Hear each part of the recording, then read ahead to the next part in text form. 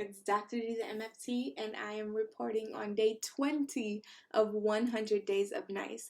The nurturing self-talk of the day was, I am anchored in hope. The integrity practice was repetition, repetition, repetition. Every obstacle that presented itself, I would process it through a lens of hope, and I would continuously search for a blessing in disguise. So one exercise that I use quite often personally and professionally that I want to share with you is personalizing a trait or emotion. So we have hope. Let's say, and this is how I kind of conceptualize it, and sometimes I physically do something similar as well. Let's say this is hope. I allow hope to be its own being, and I consider, okay, how would hope look at this situation? What questions would hope ask? How would hope predict that this is going to play out? What would hope feel about this? What approach or perspective would hope take?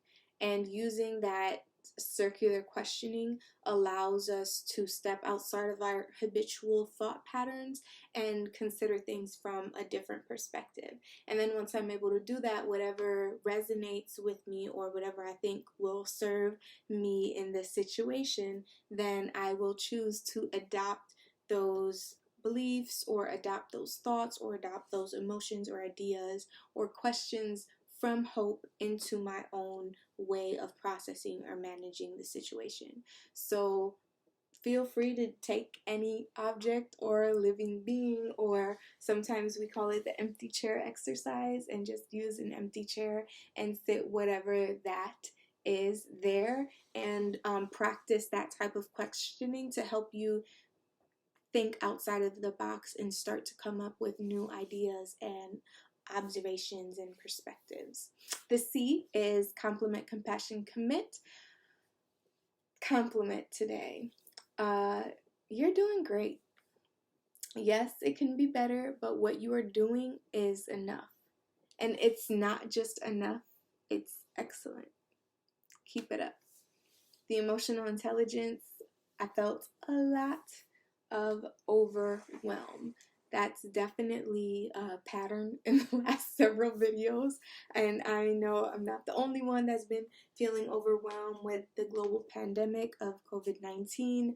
Many of us are being overwhelmed by all of the rapid changes, all of the increase in risk in our health and well-being, and all of these things. But what I learned today from overwhelm was that there were unrealistic expectations that were placed on me and that I also internalized that needed to be confronted and managed. So a little bit of context, I'm a full-time private practice therapist and coach, and I have two offices. This one is my online office, and I also have a local office where I see people traditionally face to face.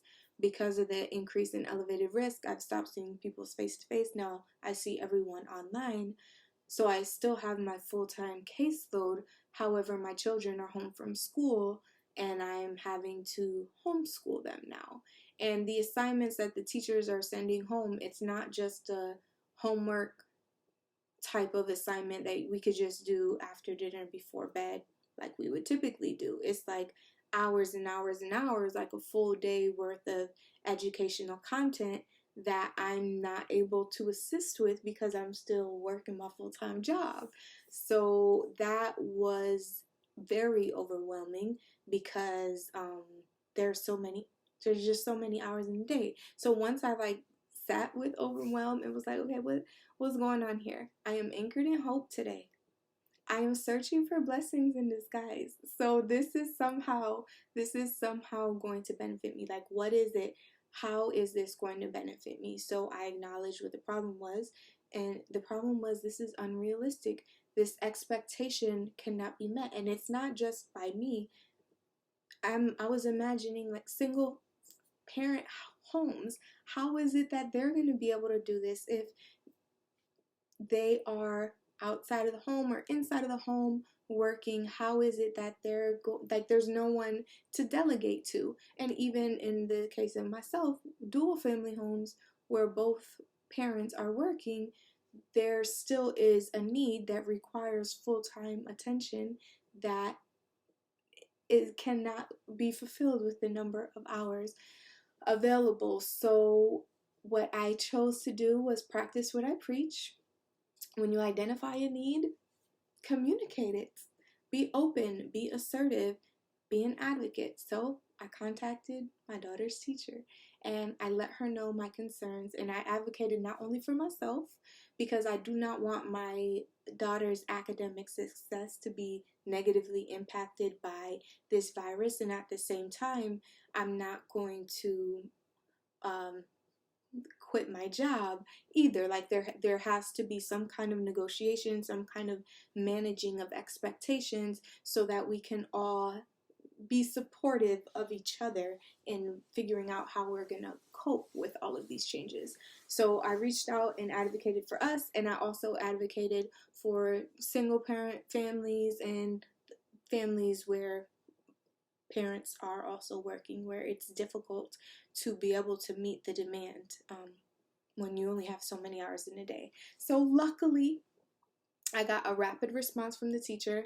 She was understanding. She communicated flexibility, and the reemphasized that the main point is we're all on the same team, and we're wanting to just ensure that our children are still being stimulated intellectually and academically, and was able to share a priority of things that need to be done, acknowledging as well that the expectation for each of the things that was on the list of things to be done every day is not necessarily mandatory. So that was very helpful. We're still, like on the weekends or when I end up having cancellations or things like that, we're still trying to get her as caught up as possible. However, that I was grateful that I received that response quickly, and it literally was like a weight off of my shoulders. Another emotion that I experienced a lot of was joy, and what I learned from joy is that being silly, laughing, and just loving, experiencing love, those are definitely rejuvenating sources of energy for me. So my energy was taxed, and it has been taxed, and I know many of you can relate to how taxing it has been to try to juggle all of our hats at the same time in the same space right now. And that was what I learned from Joy that I'm grateful about, is that, you know what, just laughing, just allowing and inviting humor into the room, and operating from a space of love that fills up the energy reservoirs. So I am grateful for that. So 20 days so far. I must confess that when it does come time for me to record these videos, I do begin to dread it, because I'm like, oh my god, what did I commit to? Like, it's been 20 days. I thought I would have been used to it by now, and I'm like, I still got 80 more to go. But then after I finish it, I always feel so much better. And right now I'm experiencing a wave of gratitude, because I know that these exercises and this daily accountability has helped me show up as the best version of myself, for myself, and also for those around me.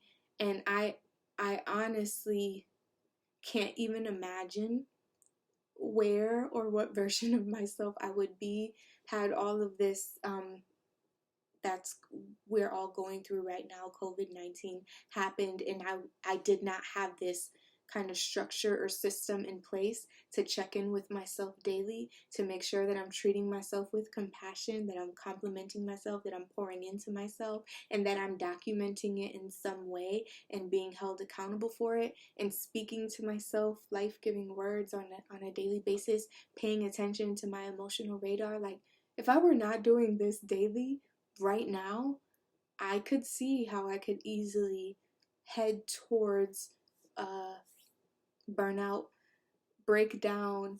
I'm very, very grateful for this exercise. Just the I'm gonna continue doing it. I am committed to it, and I'm grateful to each and every one of you that has been supporting me along the way, and also communicating the impact that this challenge has been having on you. Thank you so much for that, and I will see you all again soon.